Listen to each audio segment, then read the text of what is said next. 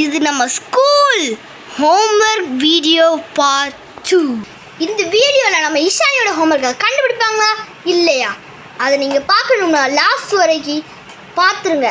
இந்த வீடியோ ரொம்ப இன்ட்ரெஸ்டாக இருக்கும். ஆமாம், நெக்ஸ்ட் எபிசோடையும் பார்த்துருங்க.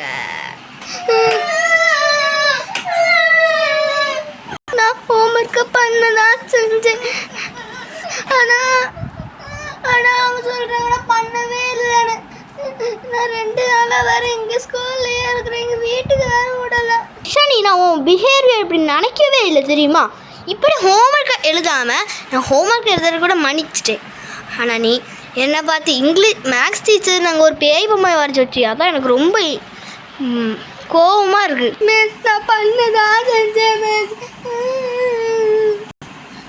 இப்போ நீ அழாத, உங்கள் அம்மா வந்து எல்லா ப்ராப்ளமும் சால்வ் பண்ணும். எல்லாரும் நேரத்துக்கு அடுத்து ஹோம்ஒர்க்கு எல்லாத்தையும் படிச்சுட்டுருங்க. 2 + 2 4 4 + 4 8 2 + 2 4 4 + 4 8. என்ன ஆச்சுன்னே தெரில. இஷானி வேறு நேரத்து வரல. நானும் ஸ்கூலில் தான் படிச்சுட்ருக்கான்னு நினச்சி இன்னைக்கு காலையில் வேறு அவங்க அம்மா கூப்பிட்டாங்க. சரி என்னன்னு போய் டீச்சர் டே கேட்டுரும். என்ன இஷானி சேரில் தனியாக உட்காந்துருக்க, அது ஒரு ஹேண்ட்ஸப் பண்ணிட்டு உட்காந்துருக்க? என்னடி சார் கூப்பிட்டீங்க? வீட்டில் நிறைய வேலை இருக்குது, பார்த்தா சொல்லுங்கள், நான் போகணும். அது ஒன்றும் இல்லை, நேற்று உங்கள் இஷானி பிள்ளை ஹோம்ஒர்க் முடிச்சாளா? நைட்டு 12 மணி வரைக்கும் பண்ணாலே மிஸ். நீங்கள் என்ன இப்படி சொல்கிறீங்க? இப்போ ஹோம்ஒர்க் பண்ணாவா இல்லைன்னு கேட்குறீங்களே.